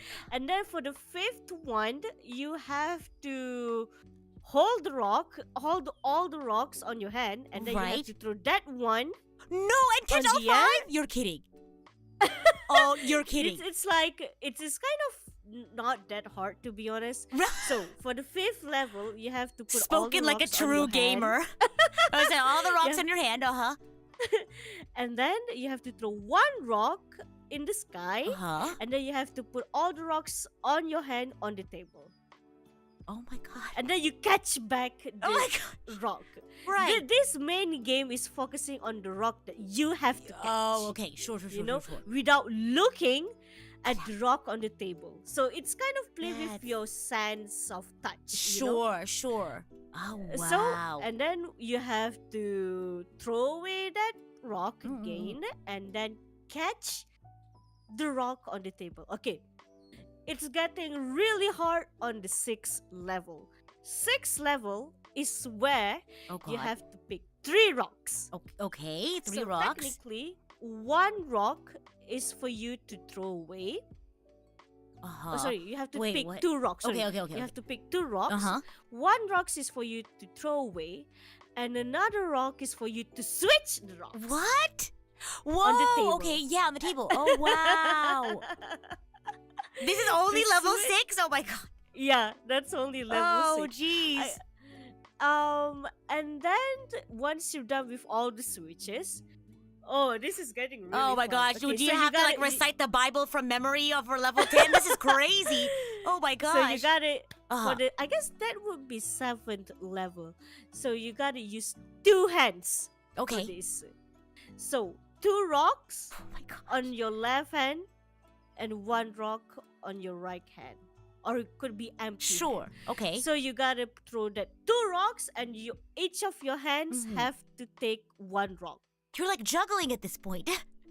Oh my gosh. So you throw 2 Wow. hands with your left hand, and right hand have to catch 1 rock, and left hand have to catch 1 rock. Oh my Okay? gosh.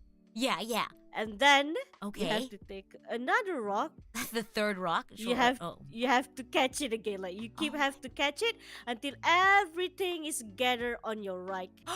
All the rocks is gathered on your right. Whoa. I don't. Wow. I don't think I could do that. That's crazy. It's really Right, but you're good at this. Is what you're fun. saying.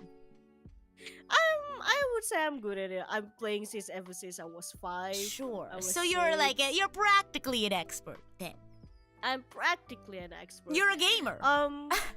And all the rocks are how do I say? It's so funny to say that all the rocks has its own type. You know. Oh my gosh, there there's are some- types of rocks. Stop. Oh my goodness. There's some rocks that are actually really pointy, like the what do you call the cotton? What do you call that? I The- forgot. the What's it, shape or like cotton? the how it's cut? the shape? Yeah, Uh-huh. there you go. The shape, the way it cuts. Oh, You know. I see. I And see. there are some rocks actually really heavy. There are some rocks that are actually really squishy. There's a triangle rocks. There are square rocks. Someone should so- make this as like a video game. I think that'd be super cool. I know, Wow. right? I this game. I'm really expert until now because if you keep playing this game, it will build up your muscle memory. I You really know. want to play this now. So Yeah. so if you keep playing this game you can Uh-huh. actually do it really I have like one of the Oh. friend who was so pro in this game that they didn't even lose at all, like they can make Whoa! from 1 to 8 for 1 to 7 non-stop. That's crazy. And then Yeah, this is yeah, gonna yeah. get fun. Okay. If you okay, what happened if you're done with the level 8? Right. For example, like Mhm. what happened with that? Is it game over? No, we have second stage, which Second you play with stage? only one hand. This is like a video game. This is the second. This is the second phase of the boss. You thought you were done. There's more. Oh my gosh. Which actually you play with your one hand. Oh my gosh. You are only allowed to play with your one hand. Third So phase, no you- hands, just like your mouth or your feet. I don't know. Nah. That's I guess crazy. third phase you have to use your left hand, so no one could Oh. get that unless if you are really like your pro, then you can non-dominant get hand that. is what you mean. Yeah, your non-dominant hand. Like a Dark So, Souls play boss. Yeah, exactly. The play one hand is really cool, but you just have to use one hand technically. Oh, are you good at have that? To throw one rock. Yeah, I'm good at that as well. I can play with one hand. Oh my gosh, I'm gonna try it. I'm gonna try it, and then I'm gonna let you know how my Batu Seremban goes. I'll let you know. So what do you need? Is Really? it just like 5 stones? You don't play with your stone. Oh wait, what? I guess it's not like a real stone. Oh it's just sure. called batu seremban. Oh. But I guess they do put like a really tiny rock. Yeah, I in guess it hurt if they were in the actual stones then, huh? clove. Yeah. Gosh. And then that's how you do it. You just need 5 of it. Wow. Okay, I'll let you know if I try. I'll let you know how it goes.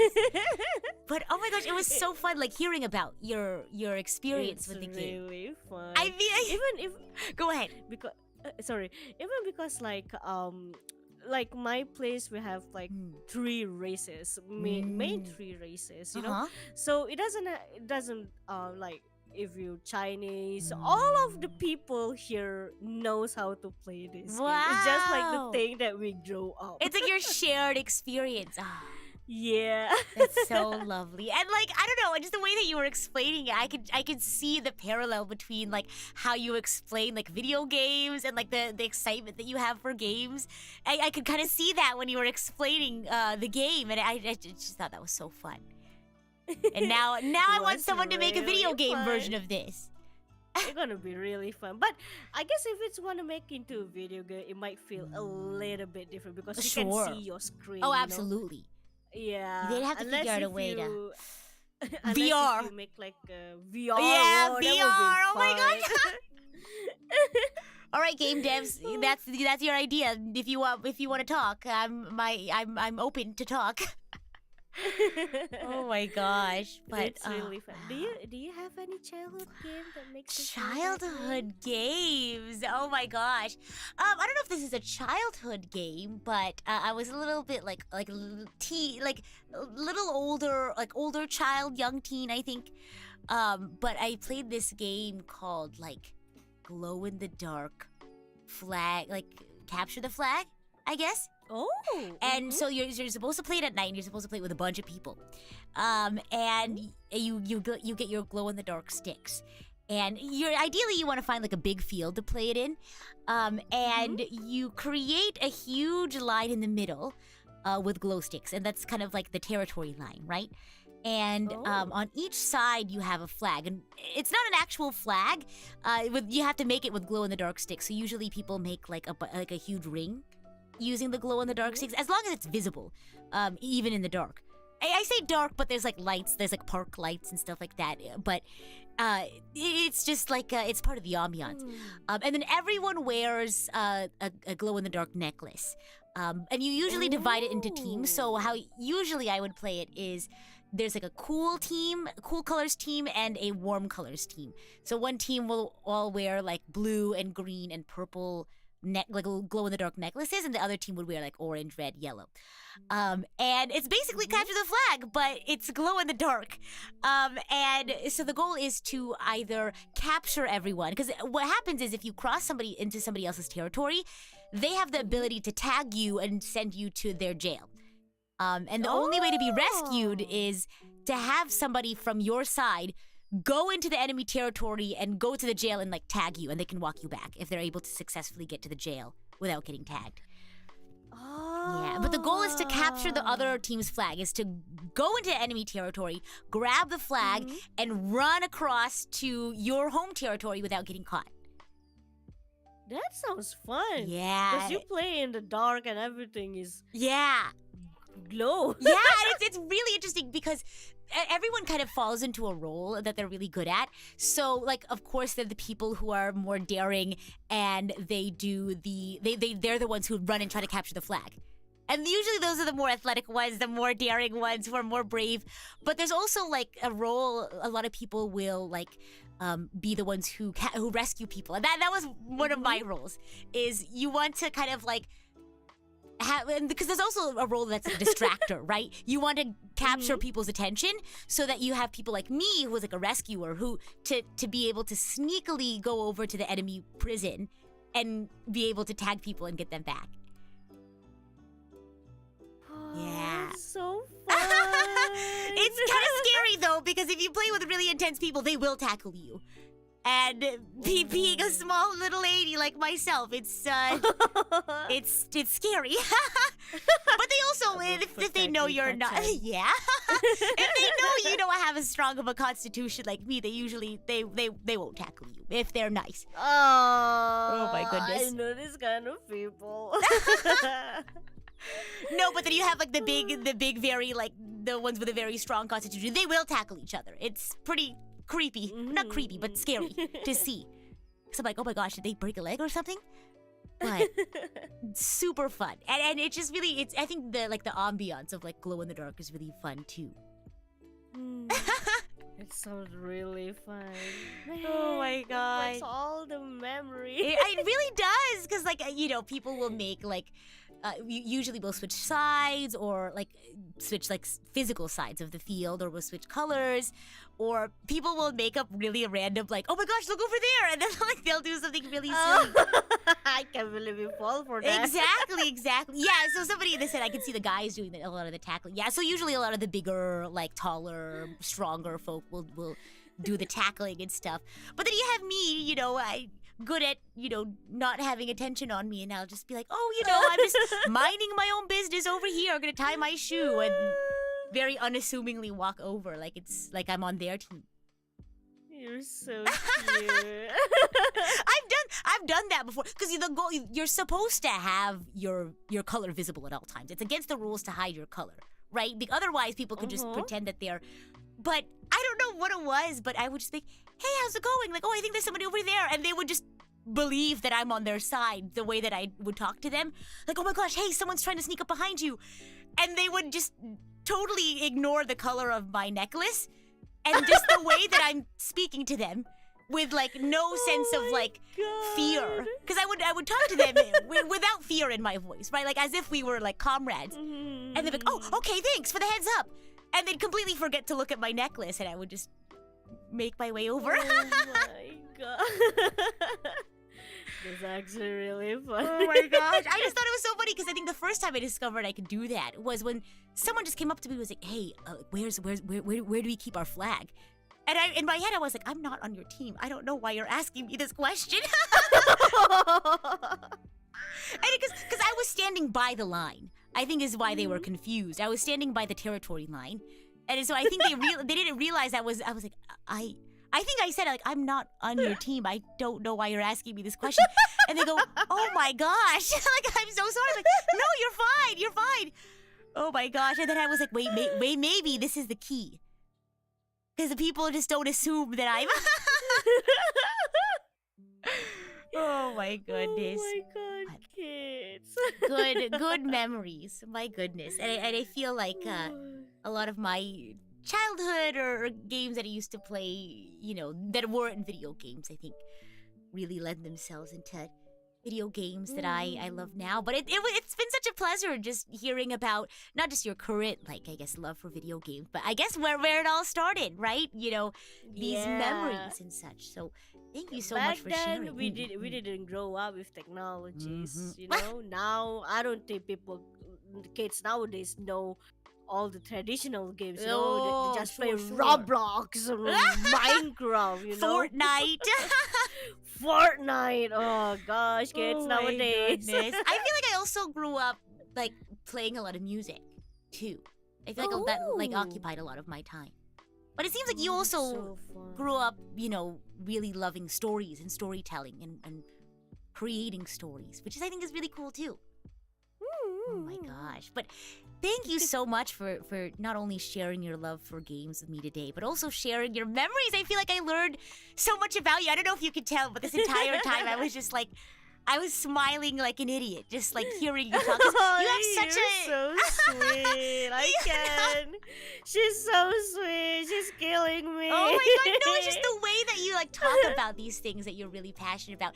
It feels like, I don't know, I feel like I've known you for forever. And like the way that you've like talked about them, I'm just like, I feel so comfortable and like safe talking to you about it. Like you'd be so willing to share with me everything. So I always say, please come here, please come to Malaysia, things like that. Because everything here, I gotta say, everything here is so cheap. Like Oh, really? the food, the culture, even the hotel and everything is just really cheap. I have a friend that he didn't realize that he booked a 5-star hotel because it was too cheap. Oh, for him. really?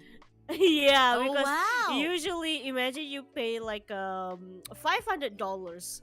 Usually $500 would be like, I don't know, just your average hotel, Right. but $500 here you can get actual 5-star hotel, like really expensive Wow. hotel. Yeah, it's really cheap. Well, I guess I'll have to And come I visit really you then. recommend.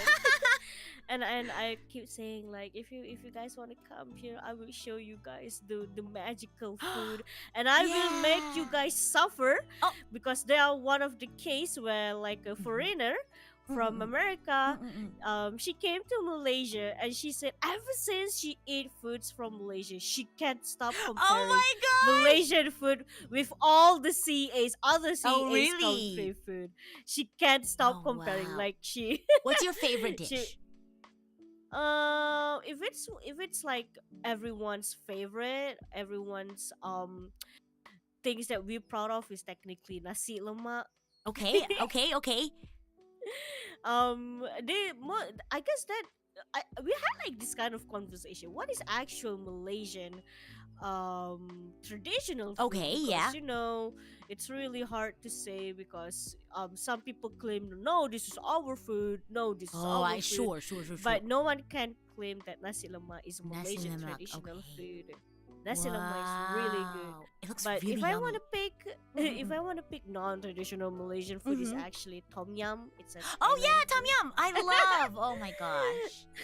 I love tom Oh my yum gosh. so I'll have to much. visit you someday, and we could go on a food tour. That'd be so fun. I would love to. Malaysian is known as like one of the food heaven. Oh wow, really? Yeah, there's a lot of food, and you can eat up to 6 a.m. non-stop. Oh my gosh. Okay, so then we're gonna have like a girls' night, food all night sort of night out, right?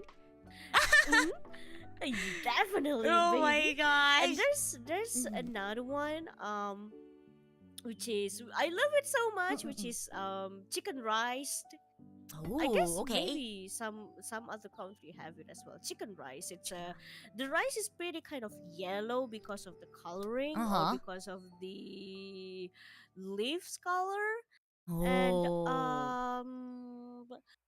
you eat with sauce, with like a soy sauce and Right. spicy sauce, and then you have chicken. Yeah.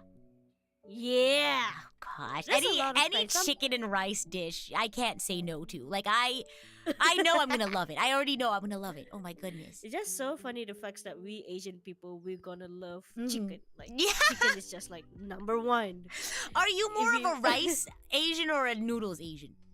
I'm rice Asian. Me too, I okay, can't me live too. without rice. I'm literally that kind of person. Like I won't get full if I didn't eat my rice. Yes, same. Like it is not a meal if it doesn't have rice. Yes, definitely. I even have that one friend that eat a freaking pizza with rice. Oh my gosh. I remember, oh my gosh. I remember when I was younger. And I like, I guess I wasn't like used to like going out and getting like food with like friends yet. I was like, I was getting into that, I guess starting to really like be able to go out. I have like an allowance now. I can go out and hang out with friends. And we went to like a chicken, like a fried chicken place, right? And like they were like, oh yeah, like you can like they were like, oh, I'm gonna bring like a drink or something. They don't have my favorite drink or whatever. Whatever. We would bring like extra snacks along with like, oh, I have some candy. I'm gonna bring and share it with everyone. And I was like, oh, okay, cool. So we could like bring extra stuff in addition to the food. I was like, oh, we're gonna have fried chicken. I'm gonna bring a tub of rice. And so like I went, and they have their snacks and their candies that they're sharing too.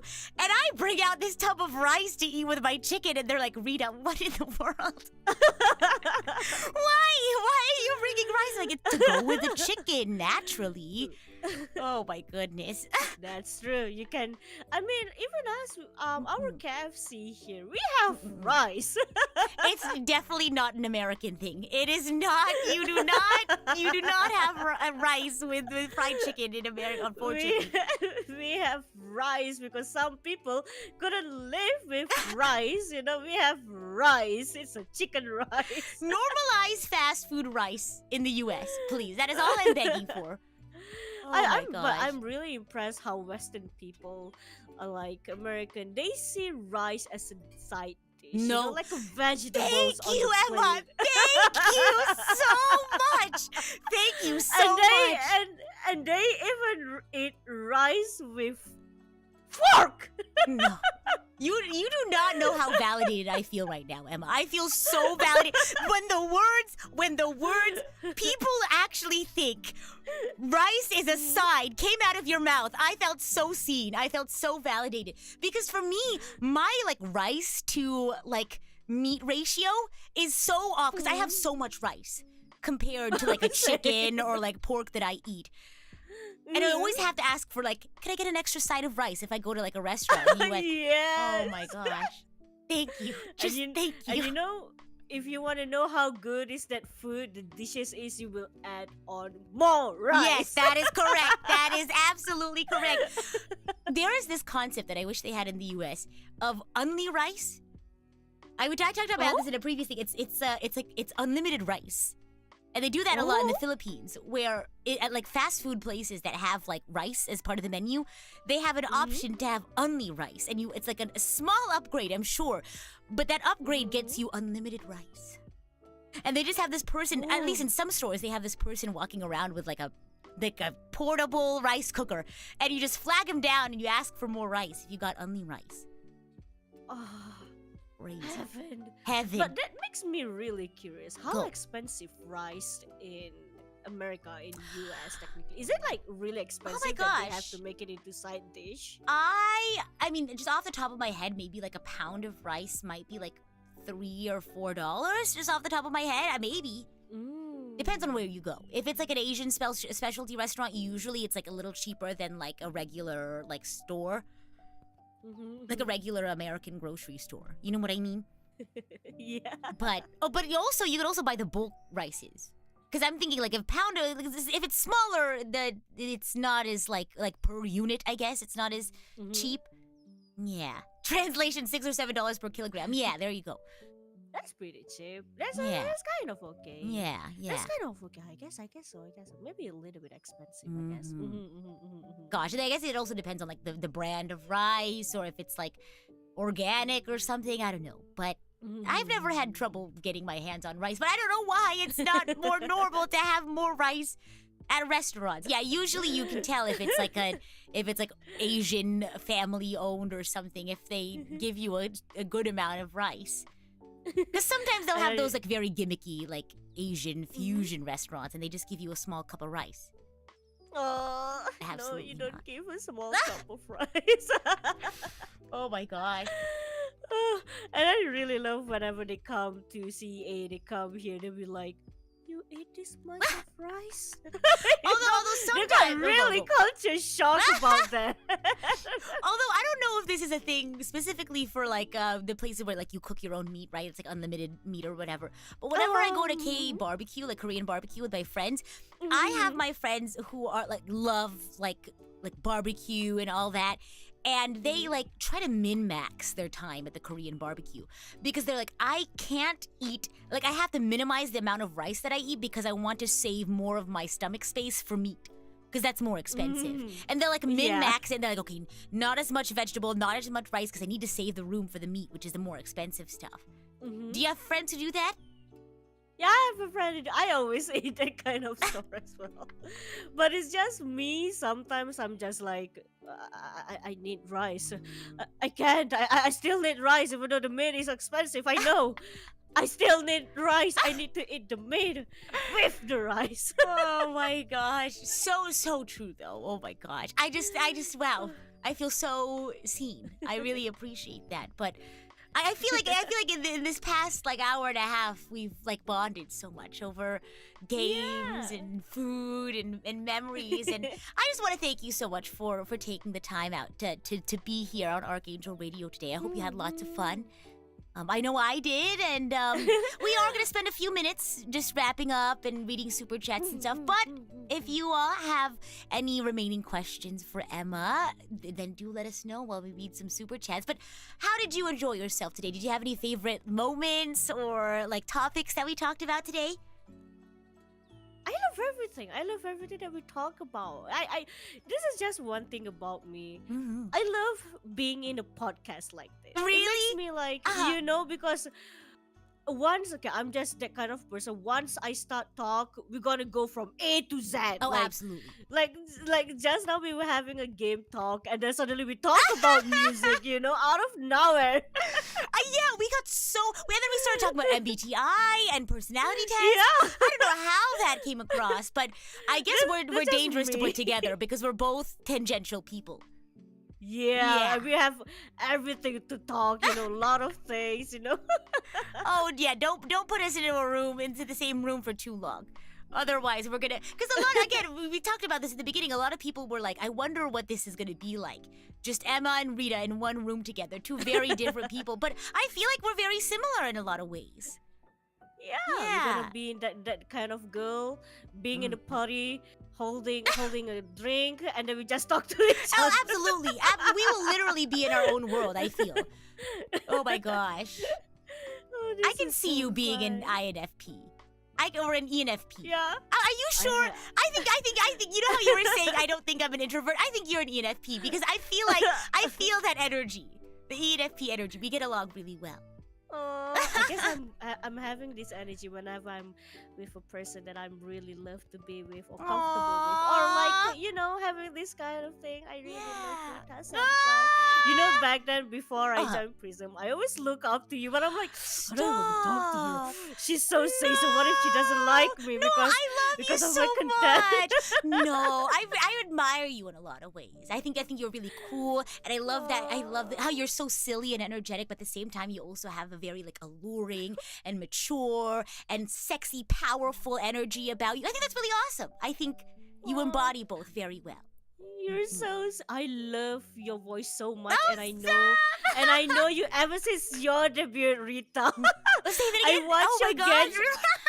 I watched your Genshin clip for the first time you play Genshin Impact. I was like, she's so beautiful. I love her voice so much. Ever since that day, I watch a lot of your shots. Oh my gosh. Oh, you're so sweet. You're so precious. Oh my goodness. Let's see. Let's go ahead and see what folks have. I think we have a couple of questions in our super chat reader. Let me see here. Board Clips, thank you so much for celebrating 2 months as Idol Coach. Hope you've been having lots of fun. Envy says, thank you for your time, Miss Oumiya. A recommendation for both of you in abstract music. Oh, I'm excited to hear about this. Alice, is it Shock? And the Magic Orchestra. I don't know, maybe.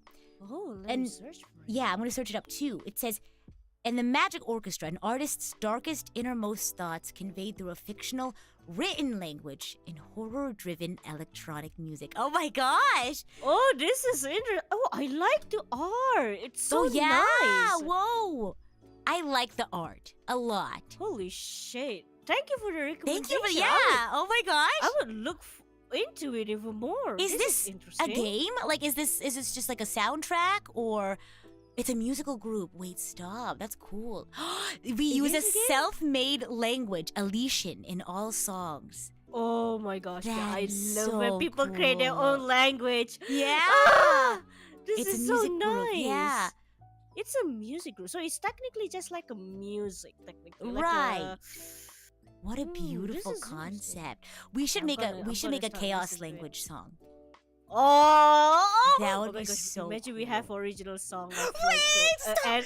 an angel and a fallen angel. Wait, stop talking because this is a great idea right now, and if we keep talking about this right now, we're gonna go on for an extra hour that I do not have. But oh my goodness, wow! Have a song of like an angel and a fallen Can angel. we do like Ah, this is symphonic so cool. orchestra, and then like the choir is like and then they're speaking like you know what I mean? Oh, this is gonna be so gonna be beautiful. so Ah, I just love chaos. I'm a sucker of chaos language. Oh, I love it. and I'm a sucker for orchestra, so this is gonna be perfect. Okay. Let's go. Let me put that in my back pocket. I'm trying to think of like a good theme or like when we should release it. Okay, Yeah, you we all can- heard we it can here. always discuss. let me actually put it down right now in like my to-do list. An idea. Mhm. Oh, this is gonna be so great. But thank you again, Envy, for the recommendation. Oh my goodness. You birthed an idea. Thank you. And saying thank you for the super chat. Question for Emma. Does Prism Generation 7 count as isekai? What are your thoughts on that?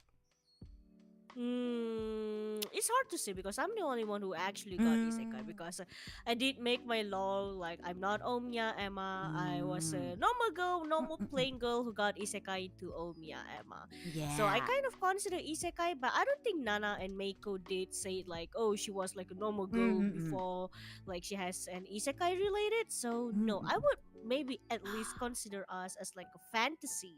Oh, sure. Fantasy gen because we have like a shark, like a sea, and then like a space Yeah. girl, and then me, a final dungeon boss. You know, kind Yeah. of like a fantasy style.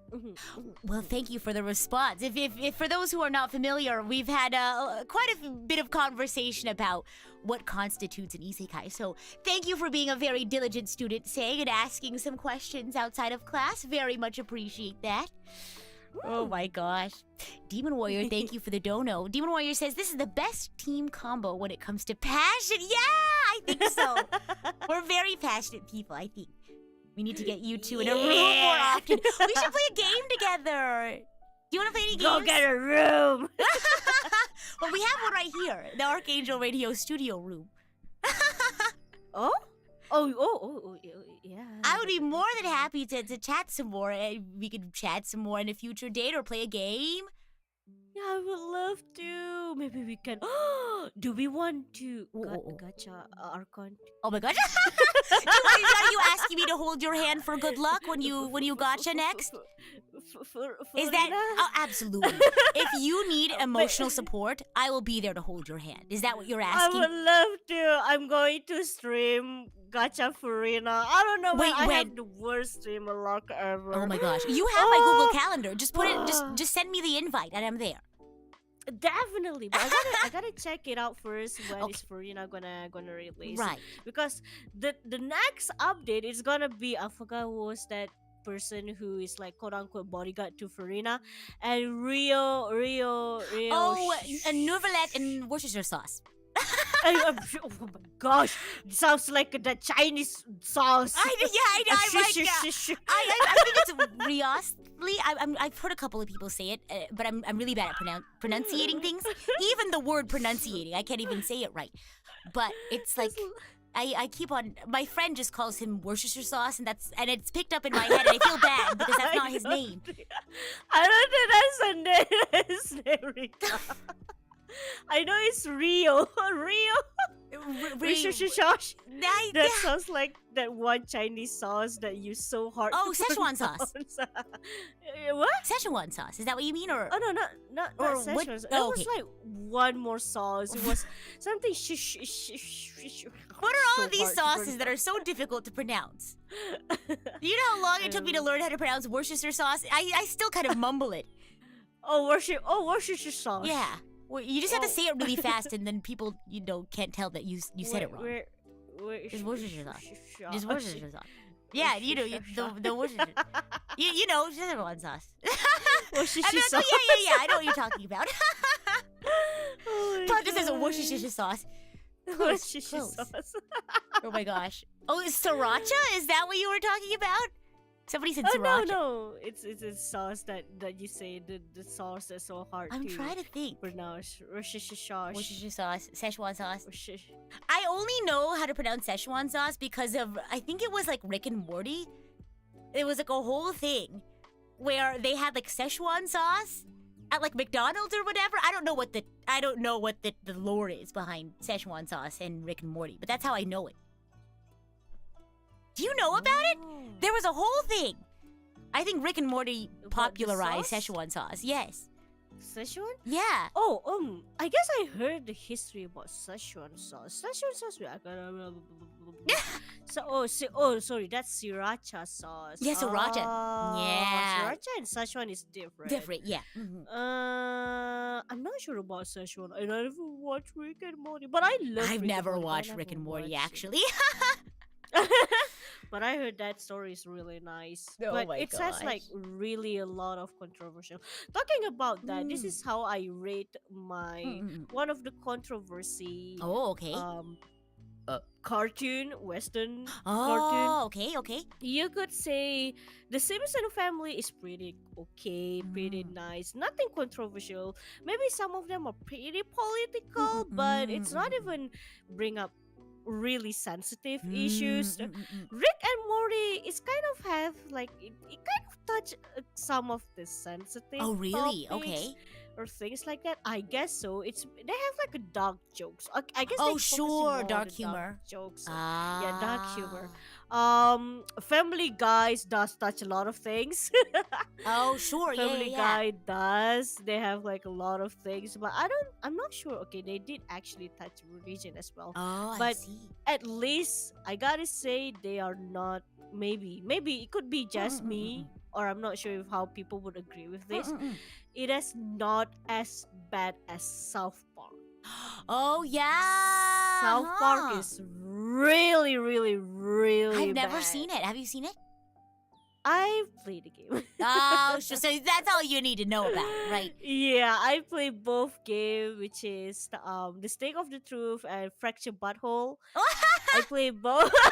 I know it sounds so weird. That's the so second one. silly. Oh my I play gosh. both. Even the animation, it's still to me, it's still way more worse than Family Guy. Oh, To be honest, sure. yeah, Yeah. that's just my opinion. Yeah. I Mhm. mean, it's not really my cup of tea, so I don't really know what they're all about. But oh my gosh, yeah, I don't know. It just doesn't seem Mm. like a show that I'd be interested in. I didn't watch. I just watched the clips of Family Guys. That's all. Oh, It's sure, appeared yeah, on my right. 'Cause timeline. I you was see like, it okay, all I'm the just time gonna on the watch internet. it. Yeah, exactly. Oh my gosh. Envy, thank you so much for the dono. Oh, this is a great question. And then we'll go ahead and make this our last question because I'm getting kind of eepy and hungry at the same time. My goodness. Oh. But how much meat do you want in your rice? If a dish is distributed 70% rice and 30% meat, do you prefer this amount? If not, how much more meat? I'd say that's a good percentage. Yeah, that's a good. Yeah, I was percentage. actually, yeah, that's pretty good.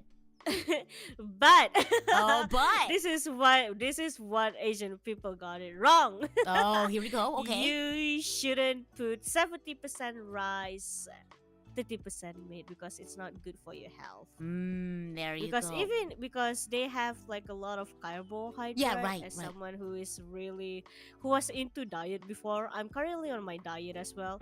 So you shouldn't put 70% of your rice because it's too much. If at least if you want to, maybe 40% of your rice is enough. Yeah. But we just love But rice ideal. too much. Ideal would be.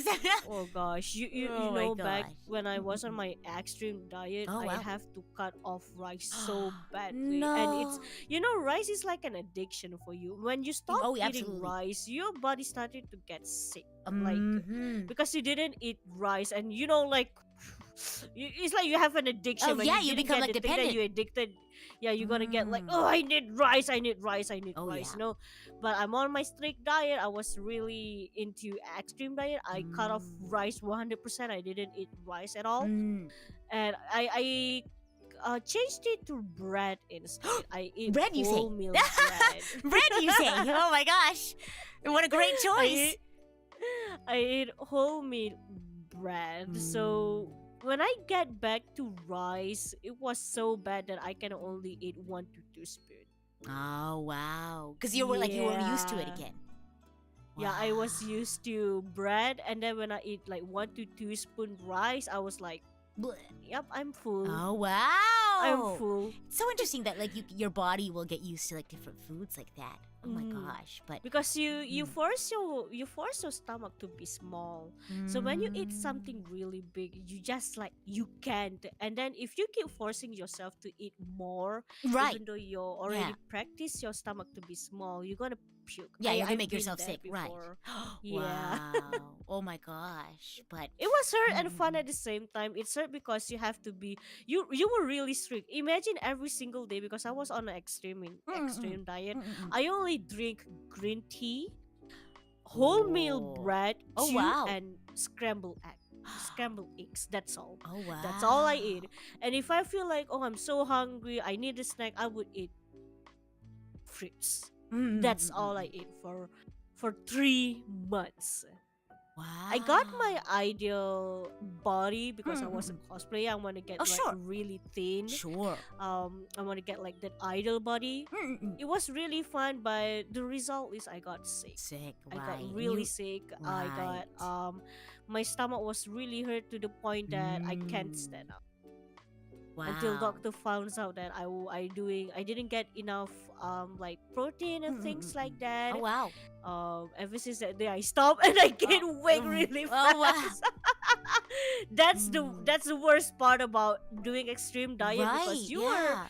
you cut off a lot of things, and once you didn't maintain that, your weight gonna increase Right. really really fast. Sure. Because it's a sudden Mm. change, right?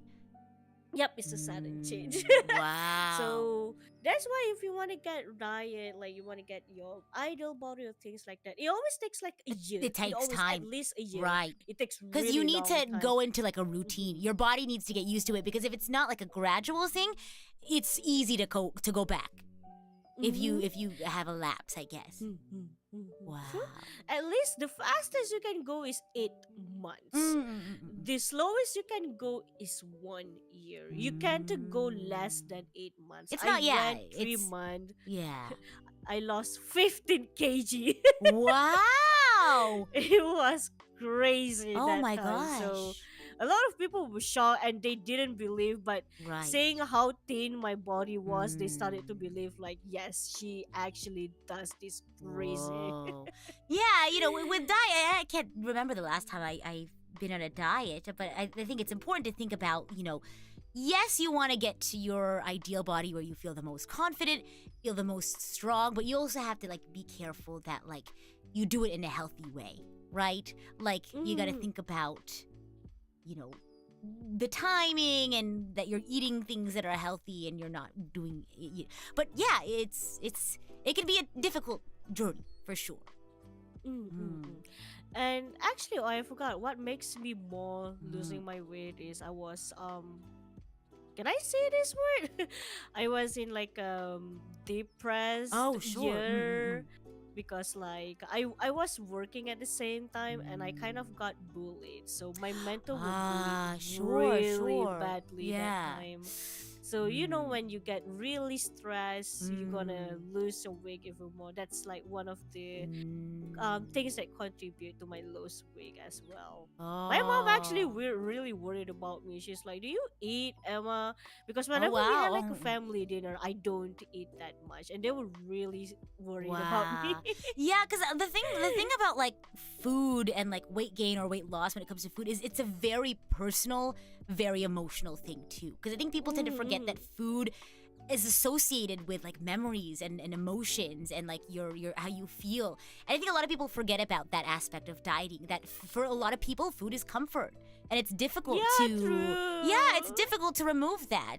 To be able to ask someone to make that adjustment. So if you ever do consider dieting or suggesting maybe to somebody, it's a lot more than just numbers, right? It's a very like mental thing. But wow, thank you for sharing that. I feel like then we went from talking about the meat rice ratio to that, but very, very amazing insight on that. But Sorry, I guess I was talking too much No, as well. no, you're good.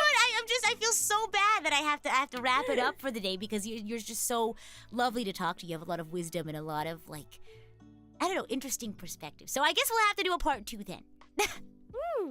Definitely. I'm always up whenever I get to spend time with you. Oh, thank you. And a huge shout out to all the folks watching, whether you're part of VOD Gang, you're watching live, you're lurking or chatting. A huge shout out to today's sponsors. Let me see. I'm gonna move you real quickly. Or I call them sponsors. They're just like a ranking for the day. Our sponsors for RKNGL Radio episode today, Envy, Seg, Demon Warrior, and a huge shout out to viewers like you. Thank you. And Emma, do you have any last thoughts you want to share with folks before we say goodbye? I love Rita! Bye! Thank you! What's up?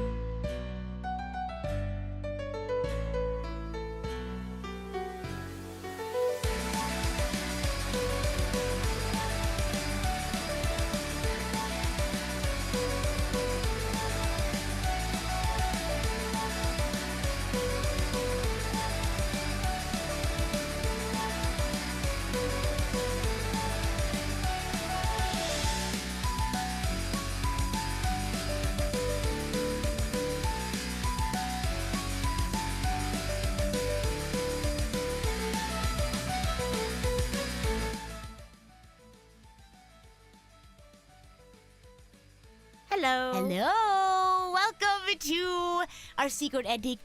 Next week is, I like to do an idol evaluation week every once in a while, every once in a blue moon, to kind of showcase all the learning I've done, as I stream and as I train to become the best idol that I can be.